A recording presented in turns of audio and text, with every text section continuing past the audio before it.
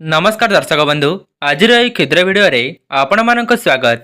दर्शक बंधु तुलसीर जटा बा मंजरी आपण को करिब धनवान। तुलसी गछरे मंजरी आसीबार अर्थ हेउछि आपणक घरर भल समय आसी जाइछि।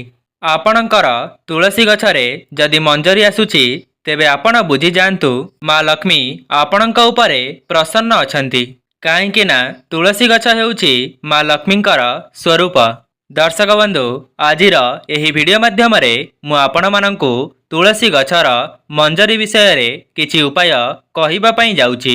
एही उपाय सबको आपण माने पालन कले माँ लक्ष्मी एवं श्री विष्णुंकर आशीर्वाद प्राप्त करि परिबे, जहा द्वारा आपणकर धन समस्या दूर होई जिवो एवं माँ लक्ष्मींक कृपारु आपणक घर को धन आसीबार समस्त मार्ग खोली जिवो।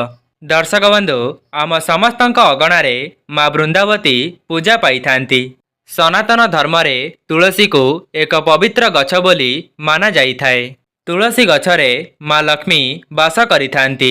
सेथिपाई आपण माने प्रत्येक दिन तुलसी गछ मूलरे जल अर्पण करंतु। एपरी करिबा द्वारा आपणक मनरे जहा भी किछि मनस्कामना अछि ताहा आपे आपे पूर्ण होई जिवो।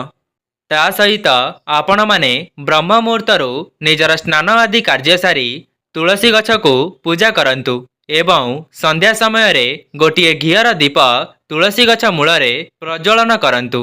दर्शक बंधु कौन आपण माने जानिछंती तुलसी गछ जेपरी पवित्र होई थाए तुलसीर मंजरी ताठारु अधिक पवित्र होई थाए। जदि आपण माने तुलसी मंजरीर किछि उपाय को निज जीवन रे पालन करिवे तेबे आपणकर जेते भी धन जनित संकट अछि ताहा खूब कम समय रे दूर होई जिवो। जदि आपणक घर को धन आसीबार समस्त मार्ग बंद होई जाइछि तेबे ताहा मध्य पुनर्बार खोली जिवो। जेउ माने भी तुलसी मंजरीर एही उपाय को पालन करिसंती सेमानंकर सुख समृद्धि धन ऐश्वर्य एवं परिवार मध्यरे बहुत उन्नति होई सारिलाणी। सेथिपाई आजिर एही विशेष उपाय को जानिबा पाई आपण माने भिडियोटी को शेष पर्यंत अवश्य देखंतु। जदि आपण माने भिडियोटी को संपूर्ण न देखिबे तेबे एही उपायर विधि विधान जानि परिबे नाही। दर्शक बंधु जेतेबेले आपणक तुलसी गछरे मंजरी आसी जाउछि तेबे आपण माने चिंता करुथिबे सेही मंजरी को आपण माने कौन करिवे, ताको फोपाड़ी देबे किंबा ताको साइतिकी किछि उपाय करिवे। दर्शक बंधु एहा पूर्वरु आपण मानंको अनुरोध भिडियोटी को लाइक करी कमेंट बॉक्स रे जय माँ लक्ष्मी अवश्य लिखि दियंतु। तेबे जदि आपणक तुलसी गछरे मंजरी आसी जाउछि तेबे आपण ताको फोपाड़ंतु नाही, बरं सेही तुलसी मंजरी को आपण माने तोली आनंतु। ताको केबे भी फोपाड़िबे नाही, बरं सेही मंजरी को तोली करी आनिबा परे आपण माने गोटिए नाली कपड़ा रे बांधी आपणकर ठाकुर घरे रखी दियंतु। दर्शक बंधु आजिकालिका दुनिया रे सुखरे रहिबा पई हेले मनीष को टंकार आवश्यकता पड़ी थाए। सेथिपाई जदि आपण माने निज जीवन रे धन जनित समस्या को दूर करिबा पई चाहुचंती तेबे सेही तुलसी मंजरी को नाली कपड़ा रे बांधी आपणक आलमारी जेउठारे आपण माने निजर टंका पैसा एवं सुना रूपा रखुचंती सेही जगारे ताकू रखी दियंतु। सेही मंजरी को सेही स्थान रे रखिबा द्वारा माँ लक्ष्मींकर आशीर्वाद आपणको निश्चय प्राप्ति हेब। ता सहित माँ लक्ष्मींकर आपणक घरे स्थिर वास हेब। दर्शक बंधु आपण माने जेते टंका रोजगार कले मध्य टंका आपणक पाखरे रहु नाही एवं आपणको धन जनित समस्यार सामना करिबाकू पड़ुछि एवं आपणकर पर्स खाली होई जाउछि, ता सहित आपणकर बदखर्च दिन को दिन वृद्धि पाउछि तेबे आपण माने सेही तुलसीर मंजरी को आपणकर पर्स भितरे रखंतु। एवं दर्शक बंधु गोटिए कथार आपण माने ध्यान रखिबे जेपरी सेही पर्सटी चमड़ारे होई नथिबो। दर्शक बंधु महादेव को तुलसी पत्र चढ़ा जाए नहीं, किंतु तुलसीर मंजरी को आपण माने महादेव को अर्पण करि परिबे। एही उपाय को पालन करिबा द्वारा आपणक मनरे जहा भी किछि मनस्कामना रखिचंती ताहा महादेव खूब शीघ्र पूर्ण करिदेबे। ଏହା ବ୍ୟତୀତ ଆପଣଙ୍କ ପାରିବାରିକ ଜୀବନରେ ମଧୁରତା ଆସିବ। ଦର୍ଶକ ବନ୍ଧୁ, ଯଦି ଆପଣଙ୍କ ପ୍ରେମରେ ବାଧା ଆସୁଛି କିମ୍ବା ଆପଣଙ୍କ ବିବାହରେ ବିଳମ୍ବ ହେଉଛି, ତେବେ ଆପଣମାନେ କଞ୍ଚା କ୍ଷୀର ସହିତ ତୁଳସୀ ମଞ୍ଜରୀକୁ ମିଶାଇ ମହାଦେବଙ୍କୁ ଅର୍ପଣ କଲେ ଆପଣଙ୍କ ଜୀବନରେ ଯାହା ବି କିଛି ଅସୁବିଧା ଆସୁଛି ତାହା ଖୁବ୍ ଶୀଘ୍ର ଦୂର ହୋଇଯିବ ଏବଂ ବିବାହିତ ଲୋକମାନଙ୍କର ବୈବାହିକ ଜୀବନ ସୁଖମୟ ହେବ। ତା ସହିତ ଯେଉଁମାନେ ସନ୍ତାନର କାମନା ରଖିଥିଲେ ତାଙ୍କର ମନସ୍କାମନା ପୂର୍ଣ୍ଣ ହୋଇଯିବ। ଦର୍ଶକ ବନ୍ଧୁ, କ'ଣ ଆପଣମାନେ ଜାଣିଛନ୍ତି ତୁଳସୀ ମଞ୍ଜରୀକୁ ଶ୍ରୀ ବିଷ୍ଣୁଙ୍କୁ ଅର୍ପଣ କରିବା ଦ୍ୱାରା ଆପଣଙ୍କୁ କେଉଁ ଲାଭ ପ୍ରାପ୍ତି ହୋଇଥାଏ? ତେବେ ଆପଣ ଜାଣି ରଖନ୍ତୁ ଯେ ଶ୍ରୀ ବିଷ୍ଣୁଙ୍କୁ ତୁଳସୀର ମଞ୍ଜରୀ ଅର୍ପଣ କରିବା ଦ୍ୱାରା ଆପଣଙ୍କୁ ଜନ୍ମ ମରଣ ରୋଗରୁ ମୁକ୍ତି ମିଳିଥାଏ। ତେବେ ଦର୍ଶକ ବନ୍ଧୁ, ଶ୍ରୀ ବିଷ୍ଣୁଙ୍କୁ ତୁଳସୀ ମଞ୍ଜରୀ ଅର୍ପଣ କରିବା ଦ୍ୱାରା ଆପଣ ମୋକ୍ଷ ପ୍ରାପ୍ତି କରିବେ, ଅର୍ଥାତ୍ ସେହି ବ୍ୟକ୍ତି ପୁନର୍ବାର ଜନ୍ମ ନ ହୋଇ ଜୀବନ ମରଣ ଚକ୍ରରୁ ମୁକ୍ତି ପାଇଯିବେ ଏବଂ ସେହି ବ୍ୟକ୍ତିଙ୍କୁ ବୈକୁଣ୍ଠରେ ସ୍ଥାନ ମିଳିଯିବ। ଦର୍ଶକ ବନ୍ଧୁ, ଯଦି ଆପଣଙ୍କର ଆର୍ଥିକ ପରିସ୍ଥିତି ସୁଦୃଢ଼ ନାହିଁ ଏବଂ ଆପଣଙ୍କୁ ଧନଜନିତ ସମସ୍ୟାର ସାମ୍ନା କରିବାକୁ ପଡ଼ୁଛି, ତେବେ ଆପଣମାନେ 16ଟି ଗୁରୁବାର ମା ଲକ୍ଷ୍ମୀଙ୍କୁ ତୁଳସୀର ମଞ୍ଜରୀ ଅର୍ପଣ କରନ୍ତୁ। ଏହି ଉପାୟଟିକୁ ଯଦି ପ୍ରତ୍ୟେକ ସ୍ତ୍ରୀମାନେ ନିଜ ପରିବାରର ଉନ୍ନତି ପାଇଁ କରିବେ, ତେବେ ଆପଣମାନଙ୍କ ଘରକୁ ଧନ ଆଗମନର ରାସ୍ତା ଖୋଲିଯିବ। ତା ସହିତ ଆପଣଙ୍କର ଆର୍ଥିକ ପରିସ୍ଥିତି ମଧ୍ୟ ମଜବୁତ ହୋଇଯିବ। ଏହା ବ୍ୟତୀତ ଆପଣମାନେ ତୁଳସୀର ପତ୍ରକୁ ଗୋଟିଏ ହଳଦିଆ କପଡ଼ାରେ ବାନ୍ଧି ନିଜ ଆଲମିରାରେ ରଖିଦିଅନ୍ତୁ।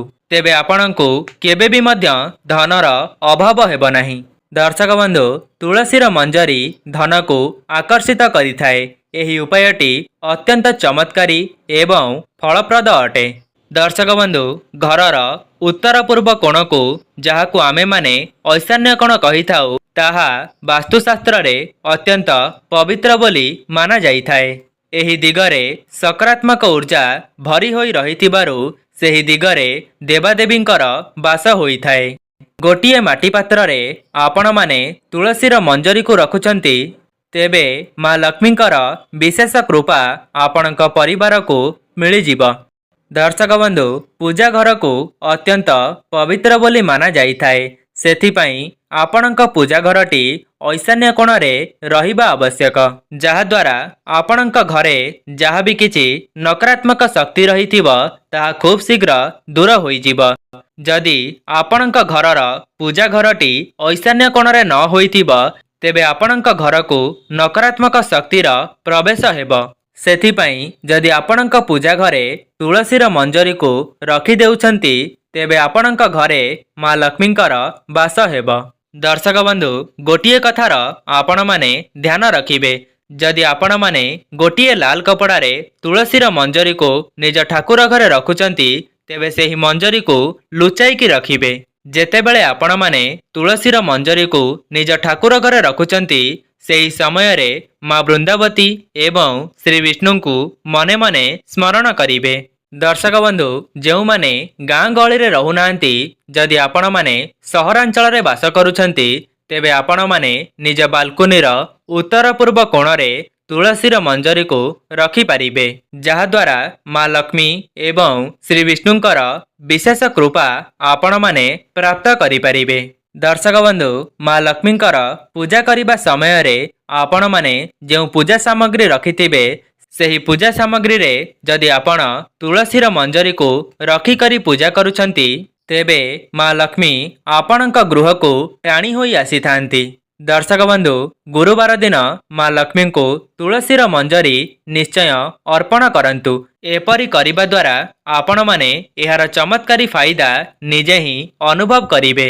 ଦର୍ଶକ ବନ୍ଧୁ, ଆଉ ଗୋଟିଏ କଥା, ଯଦି ଆପଣଙ୍କ ପରିବାରରେ ସଦାସର୍ବଦା ଅଶାନ୍ତି ଏବଂ କଳିଝଗଡ଼ା ଲାଗି ରହୁଛି, ତା ସହିତ ଆପଣମାନେ ମାନସିକ ଚିନ୍ତାରେ ବ୍ୟସ୍ତ ରହୁଛନ୍ତି, ତେବେ ଆପଣମାନେ ଗଙ୍ଗା ଜଳ ସହିତ ତୁଳସୀର ମଞ୍ଜରୀ ମିଶାଇ ଆପଣଙ୍କର ଉତ୍ତର ଦିଗରେ ରଖନ୍ତୁ। ପ୍ରତ୍ୟେକ ଦିନ ସ୍ନାନ କରିସାରିବା ପରେ ସେହି ଜଳକୁ ଆପଣଙ୍କ ଘରର ଚତୁଃପାର୍ଶ୍ୱରେ ଛିଞ୍ଚନ କରନ୍ତୁ।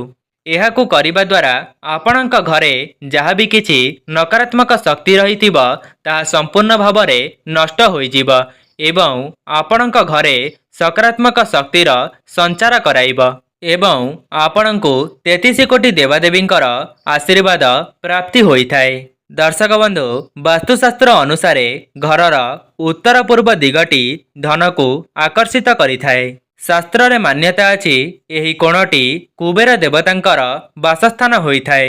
सेथिपाई जदि आपण माने घरर एही दिगरे काच किंबा पितल गिनारे तुलसीर मंजरी रखिबे तेबे आपणक घर को धनर आगमन खूब शीघ्र होइथाए। दर्शक बंधु तुलसीर मंजरी को आपणकर स्नान जल रे मिसाई स्नान करिले आपणकर जहाँ भी किछि ग्रह दोष अछि ताहा मध्य नष्ट होइजिब एवं ता सहित तुलसीर मंजरी को निज पीवा जल रे मिसाई सेवन कले आपणको नजर दोषरु मुक्ति मिलिथाए।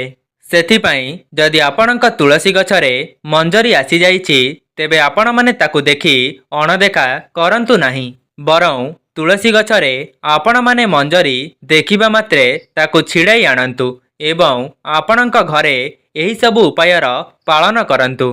एही वीडियो माध्यम रे जेउ सबु उपाय को मु आपणक आगरे कहिली सेही उपाय को आपण थरे मात्र परीक्षा करी देखंतु। सेथिपाई आपणको संपूर्ण निष्ठा एवं भक्तिर सहित एही उपाय को पालन कले ही एहार चमत्कारी फायदा निजे ही देखिबाकू पाइबे। शास्त्र रे मान्यता अछि श्री विष्णुंकर तुलसी मंजरी अत्यंत प्रिय होइथाए। सेथिपाई जदि आपण माने शुक्रवार दिन तुलसीर मंजरी को श्री विष्णु को अर्पण करिवे तेबे आपण माननको समस्त पापरु मुक्ति मिलिजिब। दर्शक बंधु तुलसीर पत्र को जलाइबा उचित नुहे, किंतु आपण माने तुलसीर मंजरी को जलाइबा द्वारा आपणक घर को शुभतार आगमन होइथाए। अर्थात तुलसीर मंजरी को आपण माने दीप सहित मिसाई जलाइबा द्वारा आपणक घरु समस्त नकारात्मक शक्ति दूर होई जाइथाए। दर्शक बंधु एहा थिला तुलसी मंजरीर किछि विशेष उपाय जहाकू मु मो जीवन रे पालन करिबा द्वारा निजे एही सबु चमत्कारी फायदा अनुभव करि सारिछि। सेथिपाई मु आपण मानक पई एही भिडियोटी को प्रस्तुत करिछि। आशा करूछि आपण माने एही उपाय को पालन कले आपणकर मध्य उन्नति हेब। तेबे जदि आपण माने एही भिडियोटी को संपूर्ण देखिचंती तेबे भिडियो को लाइक करी कमेंट बॉक्स रे जय मां लक्ष्मी अवश्य लिखि दियंतु। आजि पई रहुछि नमस्कार।